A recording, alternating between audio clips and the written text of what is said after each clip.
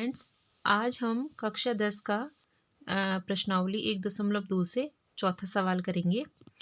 यहाँ पर जो है ये जो क्वेश्चन है ये इस तरीके से दिया है कि एचसीएफ दो संख्याओं का 9 है, तो इसका एलसीएम ज्ञात कीजिए। ठीक है, छोटी कक्षाओं में आपने पढ़ा है एचसीएफ और एलसीएम।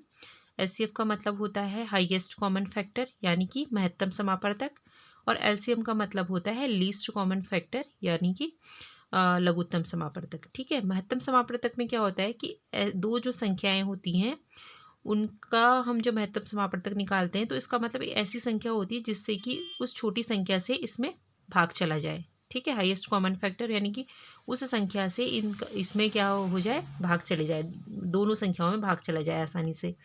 और लघुत्तम समापवर्तक में क्या होता है कि एक ऐसी संख्या आती है जिससे मतलब इन दोनों से उस संख्या में पूरी बार भाग चला जाता है, ये एक ऐसी संख्या होती है। तो यहाँ पर जो एचसीएफ है वो आपको 9 दे रखा है, यानी कि जो दो संख्याएं हैं कौन सी होंगी वो 306 और 657। नहीं तो ये क्वेश्चन इस तरीके से दिया होता है कि माना कि पहली संख्या ये है और दूसरी संख्या ये है और उसका एचसीएफ 9 है, तो एलसीएम ज्ञात कीजिए, इस तरीके से दिया होता। लेकिन यहाँ पर लिखने के तरीके से हमें खुद समझना होगा कि दो संख्याएं ये है और उसके बाद हमें क्या निकालना है, उसका एचसीएफ दिया है तो हमें क्या निकालना है, एलसीएम निकालना है। ठीक है, तो कक्षा 10 के लिए बहुत इंपॉर्टेंट क्वेश्चन है और बाकी जो अन्य परीक्षाओं की तैयारी कर रहे हैं उनके लिए भी ये एक अच्छा क्वेश्चन है। तो इसमें ये जो सूत्र हमें लगाना होता है वो है कि दो संख्याओं का गुणनफल बराबर एलसीएम गुणा एचसीएफ। ठीक है, तो यहाँ पे दो संख्याओं का गुणनफल से क्या मतलब है कि पहली संख्या गुणा दूसरी संख्या बराबर एलसीएम गुणा एचसीएफ। अब चलिए जो दो संख्याएं हमें दी हैं वो हम यहाँ पर लिख लेंगे कि कौन सी संख्या दी है हमें। यहाँ पर दी है 306 पहली संख्या और दूसरी संख्या दे रही है दूसरी 657। ठीक है, उसके बाद यहाँ पर क्या दे रखा है, हमें एचसीएफ दिया हुआ है तो एचसीएफ को हम पहले लिख लेते हैं और एलसीएम हमें नहीं दिया गया तो उसको हम बाद में लिख लेते हैं। ठीक है, अब इन दोनों संख्याओं को गुणा कर लीजिए, या 9 से अगर कटती है तो उससे काट दीजिए। तो यहाँ पर क्या करते हैं, इन दोनों को हम पहले गुणा ही कर लेते हैं। तो गुणा करने के देखते हैं कि आता क्या है। ठीक है, तो गुणा करने के लिए हम क्या करेंगे, 306 और 657 को इस तरीके से लिख लेंगे। अब यहाँ गुणा करेंगे हम, 7 छक 42। ठीक है, अब क्योंकि 0 था यहाँ पर तो पूरा उतरेगा और 7 3 21। अब क्योंकि हासिल नहीं लगेगा क्योंकि पूरा उतर गया। ठीक है, अब यहाँ पे कट का निशान लगाएंगे, उसके बाद 5 से करिए, 5 छक्का 30, पूरी उतर गया बार, तो 5 3 15, यहाँ पे भी हासिल नहीं लगेगा। फिर इस तरीके से यहाँ पे कट करिए, उसके बाद 6 से करिए, 6 छक्का 36 और यहाँ 6 3 18। ठीक है, इस तरीके से आ गया है।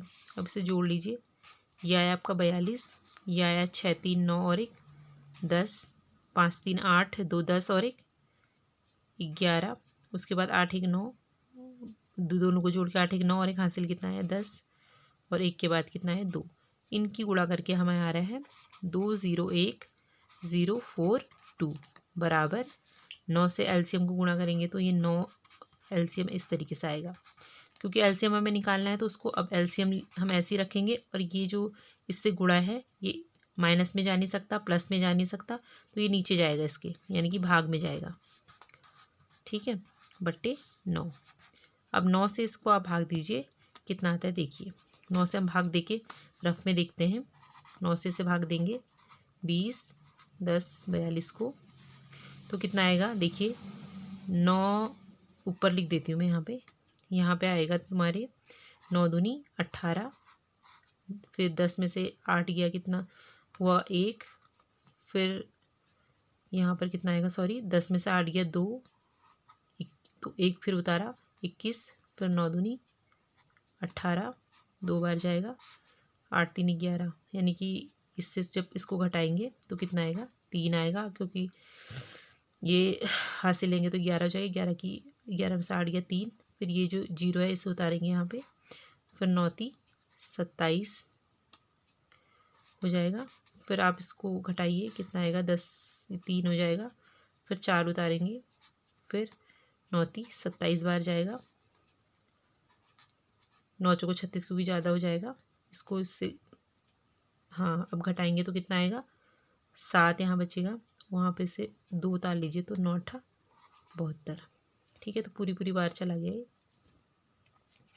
लास्ट में शेषफल 0 आ गया। ठीक है, तो हमारा आंसर कितना आ गया, 2 2 3 3 8।